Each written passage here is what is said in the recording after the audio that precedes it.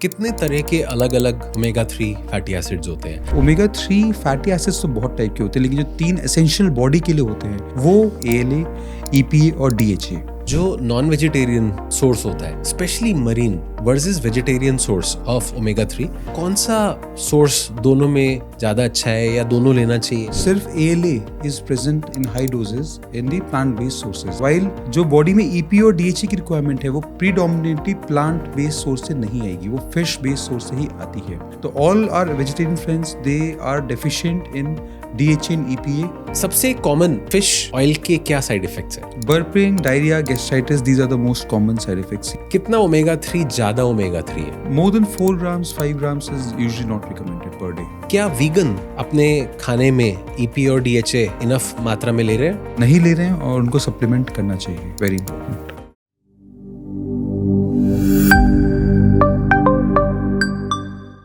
नमस्ते, मैं हूं डॉक्टर राजीव और आज आप वापस है द एक्सपर्ट डोज पे, जिस पे हम बात करते हैं हेल्थ के बारे में बहुत ही आसान सरल तरीके से।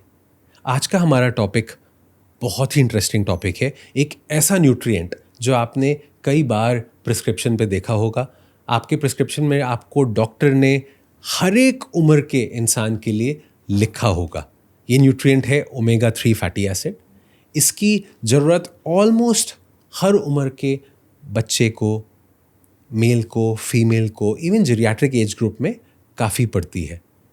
आज के एपिसोड पे हम जानेंगे इसकी डोसेज कितनी लेनी चाहिए, इसके वेजिटेरियन ऑप्शंस अवेलेबल हैं कि नहीं है, ये कौन सा जल्दी प्रोसेस होता है, कितने टाइप का होता है, क्या आपके लिए ये वाकई फ़ायदेमंद है कि नहीं है, ये सब हम आज जानेंगे अपने आज के एपिसोड पे। और इस सब के लिए हैं हमारे साथ डॉक्टर तुषार अग्रवाल, जो कंसल्टेंट कार्डियोलॉजिस्ट है और वो सर्वोदया हॉस्पिटल से हैं। Doctor Tushar, a big welcome to our episode on omega 3 fatty acid. Thank you doctor Rajeev for having me on the show. आज हम बात करेंगे जनरली वर्ल्ड में ओमेगा 3 की इतनी अहमियत एकदम से कैसे बढ़ गई है, इतनी अवेयरनेस कैसे बढ़ गई है, एंड मोर देन दैट किन लोगों के लिए ये एक्चुअली बेनिफिशियल है। तो to start with doctor Tushar, मैं आपसे पहला क्वेश्चन पूछूंगा कि फैटी एसिड होते क्या हैं? जी doctor Rajiv, as we know जो कार्डियोवैस्कुलर डिजीज़ हैं वो आज की डेट में नंबर 1 किलर बन गई हैं वर्ल्ड वाइड। एंड उसमें हम कौन सा तेल यूज़ करते हैं, कुकिंग ऑयल यूज़ करते हैं, उसका काफ़ी बड़ा रोल है। जो ऑयल होता है उसका एक एसेंशियल कंपोनेंट होता है फैटी एसिड्स। कौन सा तेल कुकिंग के लिए सही है और कौन सा गलत है वो उसके फैटी एसिड कॉम्पोजिशन पे डिपेंड करता है। फैटी एसिड्स सैचुरेटेड भी हो सकते हैं, जैसे कि घी हो गया, नारियल का तेल हो गया, या फिर अनसैचुरेटेड हो सकते हैं। जितना अनसैचुरेटेड फैटी एसिड होगा वो उतना आपके हार्ट के लिए हेल्दी होगा। तो अनसैचुरेटेड फैटी एसिड्स यानी कि मूफाज भी हो सकते हैं, मोनो अनसैचुरेटेड या पॉली अनसैचुरेटेड। उसमें भी मूफाज में ऑलिव ऑयल आपने सुना होगा, कुकिंग के लिए काफ़ी अच्छा होता है, पर उससे भी ज़्यादा ज़रूरी हार्ट और तंदुरुस्त बॉडी के लिए होता है पॉली अनसैचुरेटेड फैटी एसिड्स, यानी कि ओमेगा 3 एंड ओमेगा 6 एसिड्स। तो जितना ज़्यादा हमारी कुकिंग ऑयल में ओमेगा 3 यानी कि पॉली अनसैचुरेटेड फैटी एसिड्स होगा, उतनी ज़्यादा आपकी हार्ट की सेहत अच्छी बनी रहेगी। बहुत बढ़िया। और इसमें एसेंशियल फैटी एसिड्स कौन से होते हैं? एसेंशियल फैटी एसिड्स वो होते हैं जो हमारी बॉडी खुद से नहीं बना सकती है। तो कुछ फैटी एसिड्स होते हैं जो हमारी बॉडी सैचुरेटेड या मोनो अनसैचुरेटेड से बना सकती है, लेकिन कुछ एसेंशियल फैटी एसिड्स होते हैं जो हमारे हार्ट और नर्वस सिस्टम की हेल्थ के लिए इम्पॉर्टेंट होते हैं, जो बॉडी खुद से नहीं बना सकती है। वो बाहर सप्लीमेंट या फिर फिश या पर्टिकुलर फूड खाने से हमें पूरी करनी पड़ती है उनकी रिक्वायरमेंट। और ये हमारे बॉडी में किस लेवल पे इन फैटी एसिड्स की ज़रूरत होती है? सेलुलर लेवल पे या ऑर्गन लेवल पे, टिश्यू लेवल पे? Fatty acids are an essential component of our body. वो जब बच्चा पैदा होता है उससे भी पहले उसकी एसेंशियल रिक्वायरमेंट होती है। ब्रेन की डेवलपमेंट, नर्व मेम्ब्रेन्स के बनने से लेकर हार्ट, उसकी it is a source of energy for the heart, for the muscles. It is essential for as an antioxidant and for your nervous system. Liver, lungs, हर जगह इसकी ज़रूरत आपको होती है। अच्छा, ये बहुत ज़रूरी है क्योंकि हम नॉर्मली सोचते हैं कि omega 3 fatty acid is equal to increase in HDL Yes. And reduction in LDL, Yes. जो कि हमारा HDL जो अच्छा फैट होता है और LDL हम बोलते हैं खराब फैट है. बट आप जो बोल रहे हो कि नॉट जस्ट कि ये हमारे HDL और LDL को मेंटेन करता है अपनी लेवल पे, बट आप बोल रहे हो कि ये बाकी सारे जो हमारे फंक्शंस हैं, चाहे वो ब्रेन के हों, लिवर के हों, हार्ट के हों, उन सब में भी ये काफ़ी हेल्प कर रहे हैं. आपने जैसे इंडिया में सुना होगा, काफ़ी लोग कहते हैं घी खाने से कुछ नहीं होता, या काफ़ी लोग कहते हैं कि देशी खाने से कुछ नहीं होता. तो कहीं ना कहीं इन बातों में सच्चाई भी होती है, और कहीं ना कहीं वेस्टर्न लिटरेचर कहता है कि ऑयल नहीं खाना चाहिए. तो बैलेंस है essentially. Fatty acids are important, वो बॉडी के हर एक फंक्शन में इम्पॉर्टेंट हैं, हर ऑर्गन सिस्टम में इन्वॉल्व हैं, लेकिन उनकी सही मात्रा, सही कंपोजिशन, सही डोज इज़ वॉट डिफाइंस की whether you are taking care of your body और not. And what makes fatty acid a good fat? ऐसा क्यों बोलते हैं कि ये अच्छा फैट है?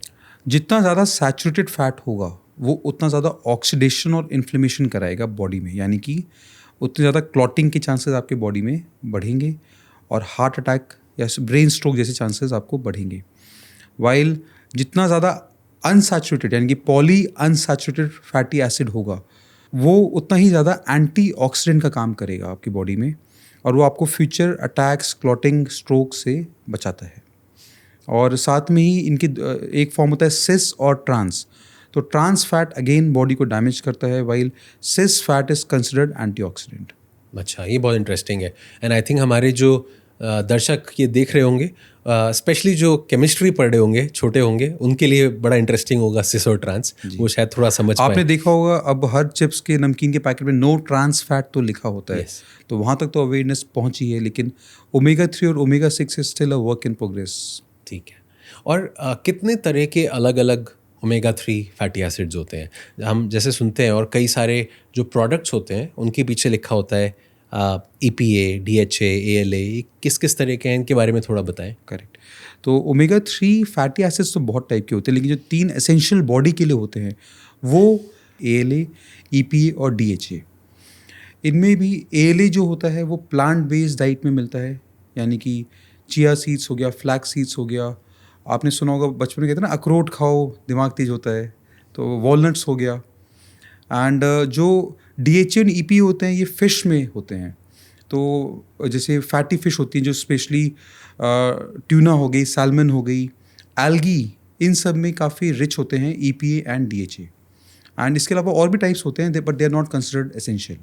और इनमें से ब्रेन हेल्थ के लिए, हार्ट हेल्थ के लिए कौन कौन से ज़्यादा all important? 3 are considered good both for brain and heart, but अगर आप स्पेसिफिकली पूछेंगे तो EPA is considered more beneficial for heart health, while DHA is considered more beneficial for brain health. जो हम काफ़ी प्रोडक्ट्स होते हैं उनके पीछे यूजुअली DHA और EPA, इनके रेशियो काफ़ी लिखे होते हैं. मैंने कई प्रोडक्ट्स पे देखा है. इनके रेशियो से कोई फ़र्क पड़ता है? और दूसरा क्वेश्चन होगा कि कौन सा रेशियो कौन से हेल्थ के लिए अच्छा है, अगर आप बता पाएँ. जी, अगर हम अमेरिकन गाइडलाइंस देखेंगे, अमेरिकन हार्ट एसोसिएशन की, तो उनकी ऐसी कोई रिकमेंडेशन तो नहीं है कि DHA वर्सेस EPA, लेकिन वो डोज ज़रूर रिकमेंड करते हैं कि minimum 200 milligram of DHA, 200 milligram of EPA हमें रोज़ लेना चाहिए. और जो अमेरिकन गाइडलाइंस है वो कहती हैं कि एटलीस्ट 1 ग्राम ऑफ पूफाज हमारी डाइट में होना चाहिए. एंड जो ideal ratio of polyunsaturated to monounsaturated fats है वो 1:1 होना चाहिए. हालांकि जो वेस्टर्न डाइट्स हैं और इवन हमारी इंडियन डाइट्स हैं अब, उनमें monounsaturated to polyunsaturated fats अगर हम देखेंगे तो वो रेशियो अब 10:1 या 30:1 पहुंच गया है, because of multiple processed foods that we eat. But ideal ratio should be 1:1, और अगर हम 4:1 का रेशियो भी अचीव कर लेते हैं, that is also considered good enough. अगर हमारे यूजर्स को चूज़ करना हो कि कौन सा रेशियो अच्छा है, तो वो कैसे चूज़ करें? They can go for healthier cooking oils, जैसे कि ऑलिव ऑयल हो गया. तो ऑलिव ऑयल आजकल काफ़ी फेमस है because it is a unsaturated fatty acid, लेकिन वो भी मोनो अनसैचुरेटेड फैटी एसिड है. उसमें भी ओमेगा 3 की कॉन्सेंट्रेशन काफ़ी कम है. So the best oil that the American guideline suggest they are olive oil और सल्फर ऑयल और safflower oil. But again remember that it may not be sufficient to simply substitute your oil to fulfil your omega 3 requirements. एक ना बहुत important question है, और ये even doctors भी सोचते हैं कि जो नॉन वेजिटेरियन सोर्स होता है, स्पेशली मरीन सोर्स जो है versus vegetarian source of omega 3, उसमें काफ़ी कन्फ्यूजन रहता है कि क्या एक्चुअली, जैसे आपने बताया फ्लैक्सीड, वॉलनट्स, इनका जो ओमेगा 3 है, क्या वो इज़ इट इनफ एंड और comparable to the kind of omega 3 that we get from a fish, like जो आपने फैटी फिश बताई जैसे सालमन, टूना, तो उस पर थोड़ा बताइए कि कौन सा सोर्स दोनों में ज़्यादा अच्छा है, या दोनों लेना चाहिए, या कुछ लोग वेजिटेरियन हैं उनके लिए क्या किया जाए? जो 3 एसेंशियल फैटी एसिड्स की हम बात कर रहे हैं, उनमें से सिर्फ ALA is present in high doses in the plant based sources, यानी कि सीड्स हो गए, chia seeds, flax seeds, walnuts, soybean भी एक अच्छा सोर्स है। वाइल जो बॉडी में EPA और DHA की रिक्वायरमेंट है वो प्रीडोमिनेटली प्लांट बेस्ड सोर्स से नहीं आएगी, वो फिश बेस्ड सोर्स से ही आती है। तो all are vegetarian friends, they are deficient in DHA and EPA, and only people who are living in Arctic regions जिनकी बहुत high fish, maybe our Bengali friends, they may be having sufficient levels, but that's about it. जो हमारे non vegetarian friends होते भी हैं वो mostly they are having chicken और other forms of non veg, eggs खा रहे होते हैं। फिश हमारी डाइट में फिर भी डेफिशिएंट होता है।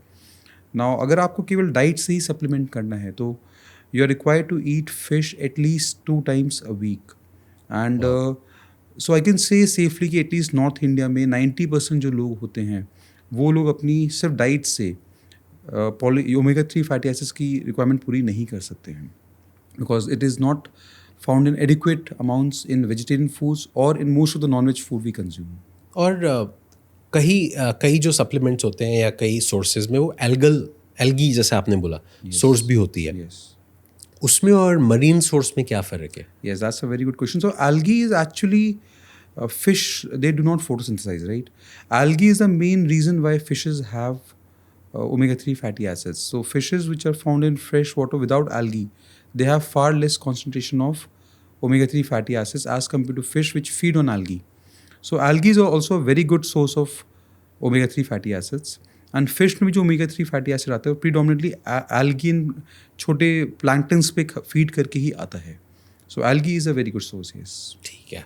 एक हमने ना आपने थोड़ा सा टच किया था डोसेज पे, या कितना हमारे को रिकमेंडेड RDA के अकॉर्डिंगली कितना एक दिन में लेना चाहिए ओमेगा 3। एक बार आप एग्जैक्टली बताएंगे ताकि हमारे यूजर्स उसको अच्छे से समझ पाए। सो जो मिनिमम अलाउंस है, मिनिमम रिक्वायरमेंट वो है 200 milligrams of DHA and EPA, पर जो रिकमेंडेड अलाउंस है वो 1 to 1.8 ग्राम है per day of DHA and EPA। Similarly for ALA the minimum requirement is 1 gram per day, but the recommended requirement is 4 grams per day। ठीक है। And is there anything like too much omega? ऐसा तो नहीं है कि ज़्यादा omega 3 खाने से कोई नुकसान होता हो, या ऐसी कोई स्टडीज़ नहीं है। They may cause some gastritis, some side effects, but by and large they are very safe and fairly natural source of fatty acids, so no real side effects. ठीक है। मुझे याद है जब हम छोटे होते थे तो वो फिश ऑयल के कैप्सूल खाते थे और उससे फिशी बर्फ आती थी। यस यस, तो थोड़ा टेस्ट तो डेफिनेटली इनका फिशी होता है, no doubt, but otherwise no major side effects. ठीक है। और जो डोसेज है, क्या वो मान लीजिए कि जनरल हेल्थ को ठीक रखना है, जनरल फिटनेस के लिए एक डोसेज होएगी, पर कोई स्पेसिफिक कंडीशंस के लिए भी कोई डोसेज अलग होती है? जैसे हमने बात की थी हार्ट हेल्थ, ब्रेन हेल्थ और बाकी हेल्थ। सो प्रेगनेंसी में थोड़ी सी इसकी जो स्टडीज़ हैं वो कम है। अच्छा। तो प्रेगनेंसी में दे सजेस्ट कि you stick to the minimum requirement of 250 milligram per day, but it is very important to substitute even because pregnancy में न्यूरोलॉजिकल डेवलपमेंट काफ़ी होता है, and it is very important to take your supplements but not overdo it. So the recommended dosage in pregnant women is 250 milligram of DHA and EPA, while in the general population it is 1 gram per day. ठीक है। नहीं, अब तो काफ़ी वैसे studies आ रही हैं, वो बोल रहे हैं कि वो फिश और जितना भी ओमेगा 3 है that is actually helping development of brain in the foetus, right? So ठीक है। It is also even in older age अगर आप देखेंगे तो अल्जाइमर्स को स्लो डाउन करने के लिए, डिमेंशिया, अर्ली ऑन से डिमेंशिया जो हम कहते हैं याददाश्त भूल रही है, वो भी तभी होता है। आप जानते हैं कि जो लिपिड लोअरिंग ड्रग्स होती हैं जैसे स्टैटिन्स होती हैं, they have a certain role to play in dementia, early onset dementia. So जो फैटी एसिड्स होते हैं they prevent early onset dementia and Alzheimer's as well. Because वो न्यूरोलॉजिकल डेवलपमेंट उनकी मेम्ब्रेन्स को बढ़ने में हेल्प करते हैं। तो जो फिश ज़्यादा खा रहा है उसको डिमेंशिया और अल्जाइमर्स नहीं हो रहा है, चांस कम है होने का। Absolutely, you can say that in a way. ठीक है, अब हम बात करते हैं थोड़े सप्लीमेंट्स के बारे में। तो पहला क्वेश्चन मेरा ये है कि जो ओवर द काउंटर बहुत सारे सप्लीमेंट्स मिलते हैं या जो प्रिस्क्रिप्शन सप्लीमेंट्स होते हैं, उनमें क्या बहुत फ़र्क होता है या दोनों सेम होते हैं? डोजेज का ही फ़र्क होता है। Over the counter versus prescription में we are more specific about the exact composition and the dosages, while over the counter में यूजुअली मिक्स एंड मैच होता है। उसमें मल्टीपल विटामिन ई भी ऐड कर देते हैं, विटामिन सी भी ऐड कर देते हैं, बट ठीक है। And what are the different forms of supplements that are available? क्या क्या अलग अलग तरीके से लोग ले They can सकते हैं? be available as capsules, a gel form, or tablets. I think all are equally efficacious. You should focus on the type of the composition, the dosage more than the form. जो भी आप comfortable हैं, आप ले सकते हैं। ठीक है, उनमें कोई फ़र्क नहीं कोई है। जो डोसेज उसमें लिखी होगी Yes. या आरडीए लिखा होगा पीछे, Yes. वो पढ़ के आप उसको अकॉर्डिंगली ले सकते हैं। Yes. ठीक है। और एक हम आजकल काफ़ी देखने लगे हैं कि बड़े इम्पॉर्टेंट दो फॉर्म्स हैं ओमेगा 3 फैटी एसिड के। वन इज़ ई बोलते हैं, दूसरा ट्राइग्लिसराइड बोलते हैं। तो इथाइल एस्टर और ट्राइग्लिसराइड, उन दोनों में क्या फ़र्क है?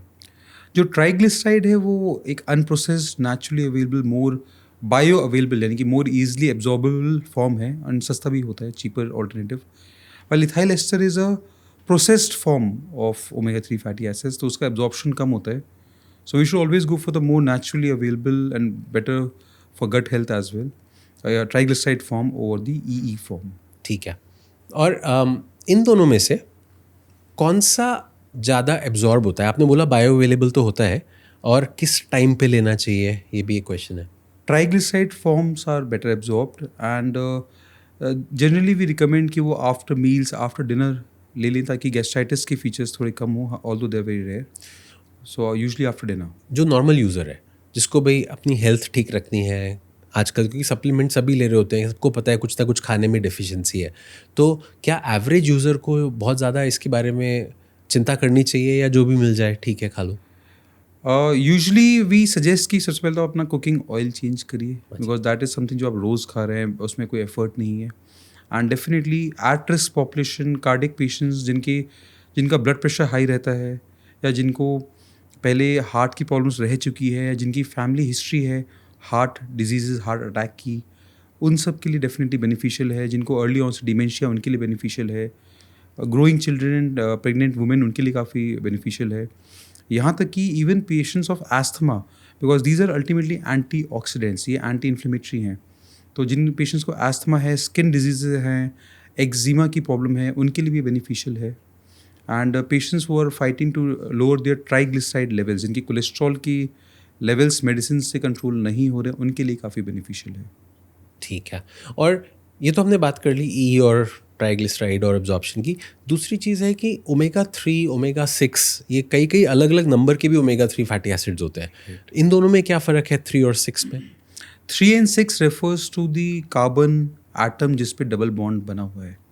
So omega 3 and omega 6 essentially they're also fatty acids, लेकिन once they break down they lead to oxidation of the body, while the omega 3 fatty acids once they break down they have a antioxidant, anti-inflammatory effect of the body. तो जो omega 3 fatty acids होते हैं, एक तो उनका body में breakdown भी काफ़ी स्लो है, और जब वो ब्रेकडाउन होते हैं तो they have an anti inflammatory effect. आपके CRP, ESR, इन सब को भी कम करते हैं। HDL जो आपका गुड कोलेस्ट्रॉल होता है, इसको बढ़ाते हैं। ट्राइग्लिसराइड लेवल्स और LDL यानी कि बैड कोलेस्ट्रॉल को एक कम करते हैं, which is not seen to the same extent with omega 6 fatty acids. ठीक है। तो विच मीन्स कि क्या इन दोनों के रेशियो में भी हमें ध्यान रखना चाहिए कि कौन सा कितना खाना है? एब्सोल्युटली। सो जो रिकमेंडेड रेशियो है वो 1:1 है, ठीक है, पहले से। लेकिन हमारी जो डाइट है धीमे धीमे वो सैचुरेटेड एंड ओमेगा 6 से भर गई है। आज की रेट में अगर आप देखेंगे तो ओमेगा 6 टू ओमेगा 3 का जो रेशियो है वो अप टू 10:1 या 30:1 है डाइट में। Ideally it should be 1:1 and maximum जो परमिसिबल है वो 4:1 होता है for good heart and mental health. इसमें हमारे यूज़र्स के लिए एक बात बहुत इम्पॉर्टेंट है, जो कि हम बात कर रहे हैं आपस में, कि ट्राइग्लिसराइड को हम बोल रहे हैं या LDL को बोल रहे हैं कि ओमेगा 3 एक्चुअली कम करता है। तो थोड़ा कन्फ्यूजन ना हो यूज़र्स के लिए, तो मैं एक बार बता देता हूँ कि ओमेगा 3 फैटी एसिड जो ट्राइग्लिसराइड फॉर्म है is different from triglyceride in the body, Yes, जो कि हम जिसको कोलेस्ट्रॉल बोलते हैं, बैड कोलेस्ट्रॉल।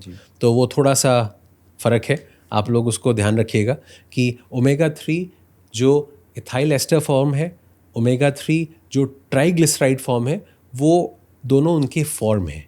जो ट्राइग्लिसराइड है या एलडीएल है, जिनको ओमेगा 3 फैटी एसिड कम कर रहा है, वो हमारा बैड कोलेस्ट्रॉल है। वो हमारे कोलेस्ट्रॉल में, आपने भी कई बार आपकी डायग्नोस्टिक रिपोर्ट में देखा होगा, तो वो जो बैड कोलेस्ट्रॉल है उसे ओमेगा 3 का ट्राइग्लिसराइड फॉर्म या इथाइल एस्टर फॉर्म एक्चुअली कम करता है। तो just to be clear for our users. तो अगला क्वेश्चन है कि अगर मान लीजिए बड़े बुज़ुर्ग को या हमारे पेरेंट्स को या हमें हमारे कोलेस्ट्रॉल लेवल्स थोड़े ख़राब आए, अब उसके बाद हमने मान लीजिए ओमेगा 3 फैटी एसिड लेना चालू किया, तो उसमें कितने टाइम बाद इसका रिजल्ट या इम्पैक्ट दिखता है? रिजल्ट तो you can see with in 2 to 4 weeks. Main जो इसका इफेक्ट होता है वो HDL बढ़ाने का बेनिफिट होता है। Now there are very few medicines जो गुड कोलेस्ट्रॉल को बढ़ाती हैं। जो नॉर्मल आपकी लिपिड लोअरिंग मेडिसिन्स होती हैं वो LDL कम करती हैं, ट्राइग्लिसराइड्स कम करती हैं, लेकिन बहुत ही कम दवाइयाँ हैं जो गुड कोलेस्ट्रॉल को बढ़ाती हैं। तो omega 3 fatty acid is very important from that perspective, क्योंकि it is one of the only 2 class of drugs जो गुड कोलेस्ट्रॉल को बढ़ाती है। ना सिर्फ बैड कोलेस्ट्रॉल को कम करती हैं, ये गुड कोलेस्ट्रॉल को बढ़ाती है। While the regular medicine they will only lower the bad cholesterol without touching the good cholesterol. ठीक है डॉक्टर तुषार, आप अपनी प्रैक्टिस में जब ओमेगा 3 फैटी एसिड लिखते हैं, क्या आप जिसको भी हार्ट प्रॉब्लम होती है या जिसको भी मान लीजिए HDL कम है, LDL ज़्यादा है, ट्राइग्लिसराइड ज़्यादा है, क्या आप सबको देते हैं या उसमें भी आप चूज़ करते हैं? क्या कुछ लोगों को एक्चुअली ओमेगा 3 हार्मफुल भी हो सकता है? हार्मफुल तो किसी भी ऐसे सब ग्रुप में नहीं पाया गया है।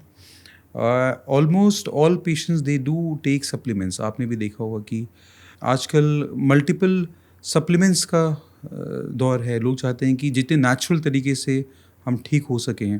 तो we recommend all our patients about healthy cooking oil, we teach them about healthy cooking oil. And if you look at the American guidelines, they recommend कि आप अपने डाइट में 10 से 15% जो फैट खाते हैं, तो उसमें हाफ डोज आपकी कम से कम मूफाज एंड पूफाज होनी चाहिए, उसमें भी हाफ 1:1 का रेशियो होना चाहिए। तो not just me, now it is recommended by the American Heart Association कि आप अपने डाइट में MUFAs and PUFAs and omega 3 fatty acids बढ़ाएं और फिश हफ्ते में कम से कम 2 बार खाएं। So I think almost all patients receive similar dietary counselling.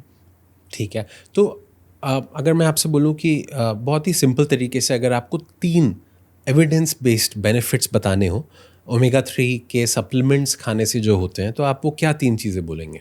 Reduced risk of heart attack, reduced risk of stroke, and delay in dementia or Alzheimer's. ठीक है, और बहुत सारे कॉस्मेटोलॉजिस्ट या डर्मेटोलॉजिस्ट भी काफ़ी कुछ रिकमेंड करने लग गए हैं ओमेगा 3। क्या इसका स्किन पे, इम्यूनिटी पे, इवन मूड पे भी कुछ असर होता है? Absolutely. So I won't say कि clinically हर पेशेंट को जिसको स्किन डिजीजेज हैं वो ले सकते हैं, लेकिन जिन पेशेंट्स में कन्वेंशनल थेरेपी से आराम नहीं मिल रहा है वहाँ it has been shown to have benefit. Remember, it is an anti inflammatory and antioxidant. हमारी बॉडी में बहुत सारी प्रो इन्फ्लेमेटरी स्टेट्स होती है, जैसे कोरोना था तो Covid was a pro inflammatory state, जब पूरी बॉडी में इन्फ्लेमेशन है, यहाँ पे क्लॉट बन रहा है हार्ट में, ब्रेन में, लंग्स में, तो ऐसे में एंटी इन्फ्लेमेटरी का काफ़ी रोल होता है। And these they reduce CRP levels, ESR levels. Asthma is also a pro-inflammatory state. Skin की कंडीशन जैसे एटोपिक डर्मेटाइटिस है या एक्जिमा है, they are also pro inflammatory states. जो ओमेगा 3 फैटी एसिड्स होते हैं ये प्रोस्टासाइक्लिन PGE2 की प्रोडक्शन को कम करते हैं। Now PGE2 is very important for any inflammation to occur in the body. So that is how it helps reduce the incidence of inflammation, like an episode of eczema or the frequency of asthma attacks can be reduced, but that does not mean that we substitute these with regular medicines, but they can act as a supplement. ठीक है, और आपने जो बोला कि heart health पे ऐसे help कर रहे हैं और even for skin related issues में एंटी इन्फ्लेमेटरी का काम कर रहे हैं, ब्लड प्रेशर को भी, तो ये क्या ये जो बाकी अदर हार्ट रिलेटेड और कार्डियोवास्कुलर के को ठीक रखने के लिए अगर हम जो दवाई ले रहे हैं उनसे इंटरेक्ट करते हैं? फेयरली सेफ मेडिसिन, ऐसी कोई भी मेडिसिन नहीं है जिसके साथ इसका कोई इंटरेक्शन है, या कोई पेशेंट ब्लड थिनर्स पे है या कोई और कोलेस्ट्रॉल की दवा पे है तो ये दवा नहीं ले सकता, ऐसा बिल्कुल भी नहीं है. And they can be mix with almost all cardiac medicine. ठीक है, तो मतलब अगर हम एस्पिरिन ले रहे हैं या कोई यूज़र अगर एस्पिरिन ले रहा है, कोई वार्फरिन भी ले रहा है, absolutely. उसके साथ वो ले सकता है, कोई प्रॉब्लम नहीं है. None at all. ठीक है. And how does omega 3 fatty acid affect pregnancy या यंग चिल्ड्रन? अगेन जो बच्चों का दिमाग होता है, it is the most metabolically active organ of the body, and maximum जो ब्रेन की डेवलपमेंट होती है वो विद इन 2 years हो जाती है. एंड ओमेगा 3 फैटी एसिड्स जो होते हैं वो न्यूरोलॉजिकल डेवलपमेंट के लिए बहुत ही एसेंशियल होते हैं. जो नर्वस मेम्ब्रेन होता है उसके अंदर फैटी एसिड्स एक एसेंशियल कॉम्पोनेंट होते हैं. So any deficiency can impair the neurological development of the child. That is why it is very important कि प्रेगनेंसी में भी आप सप्लीमेंट्स लें, specially vegetarians and even those वो have non-veg but they're not having fish in the right doses, उनको supplements लेनी चाहिए. And even children in the first couple of years they should get adequate doses of omega-3 fatty acids. और बच्चे supplement ले सकते हैं? जो brain की डेवलपमेंट होती है वो इनिशियल 2 years में मैक्सिमम होती है, but it goes on for the first few years, so definitely they can take supplements. ठीक है डॉक्टर तुषार, ये तो बड़ा अच्छा इन्फॉर्मेटिव सेशन हुआ. अब अपने यूज़र्स के लिए हम एक मिथ्स और फैक्ट्स का फटाफट रैपिड फायर टाइप का एक राउंड करते हैं, जिसमें हम आपको बताएंगे कुछ स्टेटमेंट्स, आप बताइएगा मिथ है, फैक्ट है, और अगर आपको कोई रीज़न देना है तो आप फटाफट उस पर दे सकते हैं. ठीक है, तो पहला है, सारे जो ओमेगा 3 होते हैं वो बराबर एक जैसे होते हैं? सारे तो नहीं, 3 उनमें से एसेंशियल होते हैं, ALA, EPA and DHA, while the other are considered non-essential. So maybe a myth I will say. दूसरा, ओमेगा 3 फैटी एसिड्स कोलेस्ट्रॉल को कम करते हैं? वो बैड कोलेस्ट्रॉल को कम करते हैं, गुड कोलेस्ट्रॉल को बढ़ाते हैं. सो I will say a fact, yes. एक बैलेंस डाइट में हमारे को पर्याप्त ओमेगा 3 मिल जाता है? अगर आप एडिक्वेट अमाउंट में फिश खा रहे हैं, you are non vegetarian, then may be yes. Otherwise for a vegetarian और if you are having a chicken और egg based diet, then may be not. ठीक है. अगला, कि जिनको हार्ट की बीमारी है या कोई ना कोई कंडीशन है, खाली उन्हीं लोगों को ओमेगा 3 चाहिए? जिन लोगों को अटैक होने की अपनी चांसेस को कम करना है, प्रिवेंट करना है, वो भी इसे ले सकते हैं. ओमेगा 6 और ओमेगा 3 का जो रेशियो है वो उससे फ़र्क नहीं पड़ता? बिल्कुल. ओमेगा 3 और ओमेगा 6 का जो रेशियो वो हमारे डाइट्स में बिगड़ता ही जा रहा है, and we need to restore the balance. ठीक है डॉक्टर तुषार, अब हम थोड़े से फ्रीक्वेंटली आस्क्ड क्वेश्चंस पूछते हैं. काफ़ी सारे शायद हमने अपने डिस्कशन में कवर कर लिए होंगे, लेकिन जो बचे हैं वो अभी फटाफट कवर करते हैं. तो पहला है कि क्या फ़िश खाना ओमेगा 3 सप्लीमेंट्स लेने से ज़्यादा अच्छा है या बुरा? एक नेचुरल फॉर्म है ओमेगा 3 फैटी एसिड्स का, तो definitely it's not a bad option. उसमें भी जो fresh water cold season fish जैसे कि ट्यूना हो गई, सैल्मन हो गई, ये ज़्यादा बेनिफिशियल होती हैं. अगेन उसमें फ़िश में एक ये डर रहता है कि ट्यूना वगैरह में मर्करी पॉइजनिंग का काफ़ी डर रहता है. सो प्रेगनेंसी में थोड़ा सा अगर आपको, you have to be very careful with what kind of fish you are having. If you are having fresh good fish, it's not a problem, otherwise you can take a supplement. Next question है कि omega 3 fatty acid लेने से heart attack होने में काफ़ी prevention हो सकता है? काफ़ी तो नहीं, but there are certain studies जिन्होंने दिखाया है कि 5 to 9% रिस्क रिडक्शन हो सकता है आपके अटैक पड़ने की चांसेस को. लेकिन ओवरऑल आई विल से कि they do not prevent heart attacks, but they reduce the chances of you having a heart attack. किस समय आपको फिश ऑयल लेना चाहिए? कौन सा सबसे बेहतरीन समय है फिश ऑयल लेने का? यूजली रात को after dinner is considered the best time. और सप्लीमेंट्स के लिए? सेम. सबसे कॉमन फिश ऑयल के क्या साइड इफ़ेक्ट्स हैं? Burping, diarrhoea, gastritis, these are the most common side effects seen. Omega 3 fatty acids क्या जो स्मोक करते हैं, स्मोकर्स होते हैं, उनके लिए बेनिफिशियल है? डेफिनेटली स्मोकर्स में भी हमारे एक it's a pro inflammatory state, उसमें CRP और ESR बढ़ता है, and they may help reduce the same, but I won't say is the only remedy और it always works, but it may be of benefit. क्या हम omega 3 blood pressure की दवाइयों के साथ ले सकते हैं? Absolutely, they are known to reduce blood pressure, और रेसिस्टेंट केसेस में कई बार इनको हम एज सप्लीमेंट्स ऐड करते हैं. कितने टाइम हमें सप्लीमेंट्स लेने चाहिए? कितने महीने? क्या 2-3 महीने काफ़ी हैं? यूजली 2 से 3 महीने पेशेंट्स लेते हैं, फिर उसके बाद हम ब्रेक दे देते हैं. but you need to take it for at least 6 to 8 months a year. क्या ओमेगा 3 प्रेगनेंसी और ब्रेस्ट फीडिंग के टाइम पे लेना चाहिए? ले सकते हैं. उनकी डोजेज जो है नॉर्मल डोज थोड़ी कम होती है, लेकिन इट इज़ रिकमेंडेड. कितना ओमेगा 3 ज़्यादा ओमेगा 3 है हमारे लिए? More than 4 grams 5 grams is usually not recommended per day. जैसे हमने कई सारे टाइप ऑफ ओमेगा 3 के बारे में बात की, क्या ALA अकेला ओमेगा 3 के नीड्स के लिए काफ़ी है? एक मिथ है कि ALA से EPA और DHA बन सकते हैं, लेकिन हमें याद रखना होगा कि ऑल 3 आर एसेंशियल, बिकॉज हमारी ह्यूमन बॉडी में ALA से EPA और DHA जो बनाने का एंजाइम होता है वो बहुत ही कम डोज में होता है. So all 3 are essential. Only supplementing ALA will not cover for EPA और DHA डेफिशिएंसी. क्या वीगन, जो लोग वीगन होते हैं वो लोग अपने खाने में EPA और DHA इनफ मात्रा में ले रहे हैं? नहीं ले रहे हैं और उनको सप्लीमेंट करना चाहिए. Very important. क्रिल ऑयल क्या है? क्रिल एक I think plankton based source of oil है. इस काइंड ऑफ फिश जो कि polar and I think Antarctic region में मिलता है. तो आजकल रिसेंटली काफ़ी न्यूज़ में रहा है, because it's a very good and very absorbable form of fatty acids. लेकिन आज भी वो इतनी एडिक्वेट अमाउंट में प्रोड्यूस नहीं होता है. And there are questions regarding how much we can extract out of these krills, because whales and बाकी काफ़ी फिशेस इन पे डिपेंडेंट होती हैं. So it is a very rich source but not a sustainable source of omega 3 fatty acids. क्या ये fish oil से ज़्यादा रिच सोर्स है?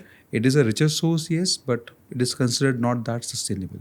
अगर मैं आपको बोलूं कि आपको एक समरी छोटी सी 2 सेंटेंस में हमारे यूजर्स के लिए एक मैसेज देना है ओमेगा 3 फैटी एसिड्स के लिए based on our entire discussion, तो आप वो क्या बोलेंगे? जी, सो आई होप थोड़ी क्लैरिटी मिली होगी कि कौन से अलग अलग टाइप्स के फैटी एसिड्स होते हैं, उनमें से कौन से बेनिफिशियल हैं. The take home message will be कि there are 3 main essential forms of omega 3 fatty acids. All 3 are essential. उनमें ALA की डोज थोड़ी ज़्यादा होती है जो रिक्वायरमेंट होती है, DHA और EPA की थोड़ी कम होती है, but all 3 are equally important. आप अपना कुकिंग ऑयल केयरफुली चूज़ करें.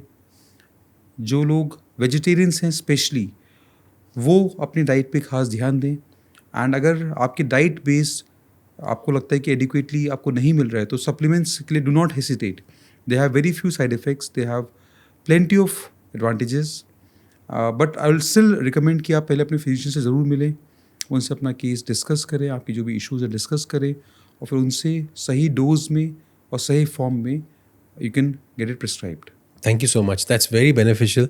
डॉक्टर तुषार, थैंक यू हमारे एपिसोड पे आने के लिए, हमारे को सारी इन्फॉर्मेशन देने के लिए, हमारे जितने भी क्वेश्चंस थे उनको पूरी तरीके से हमारे को संतुष्ट करने के लिए, हमारे को ओमेगा 3 के बारे में इतनी सारी जानकारी देने के लिए आपका बहुत बहुत धन्यवाद. Thank you doctor Rajiv. दर्शकों, यूज़र्स, आई होप आप लोग हमारे साथ पिछले कुछ मिनटों में काफ़ी कुछ ओमेगा 3 फैटी एसिड के बारे में जान पाए होंगे. और जैसे डॉक्टर तुषार ने कहा, आप अपने साथ कुछ हैंडफुल ऑफ थॉट्स लेके जा सकते हैं. ओमेगा 3 बहुत इम्पॉर्टेंट न्यूट्रिएंट है. ये हमारे बॉडी में सारे ऑर्गन फंक्शंस के लिए कहीं ना कहीं बहुत कामयाब है. काफ़ी इसकी ज़रूरत होती है. ये ब्रेन के, हार्ट के, ओवरऑल बॉडी के, लिवर के, इवन इन्फ्लेमेशन के जो मार्कर्स हैं उन सबको एक मेंटेन करने में बहुत ज़्यादा हेल्प करता है. और ज़रूरी है कि ये हमारी डाइट में रहे. और ज़रूरी नहीं है कि अगर आप नॉनवेज खाना खाते हैं तो ये आपकी डाइट में आपको पूरा मिल रहा होगा. ये बिल्कुल भी ज़रूरी नहीं है कि आप अगर वेजिटेरियन खाना खाते हैं या वीगन खाना खाते हैं तो आपको डाइट में मिल रहा होगा. ज़रूरी है कि आप अपने डॉक्टर से बात करें, अपने एडवाइज़र से, मेडिकल एडवाइज़र से बात करें, उनसे समझें कि आपके उम्र के हिसाब से, आपके काम करने के घंटों के हिसाब से, आपकी मेहनत के हिसाब से आपको कितने ओमेगा 3 फैटी एसिड की ज़रूरत है, और उसके हिसाब से आप अपनी डाइट में सप्लीमेंट के द्वारा जैसे भी आप अपने ओमेगा 3 फैटी एसिड की रिक्वायरमेंट को पूरा करें. आशा करते हैं आज का एपिसोड आपको पसंद आया होगा. ऐसे ही हेल्थ के बारे में जानकारी जानने के लिए जुड़े रहें हमारे साथ. देखते रहें the expert dose. Be safe, be healthy.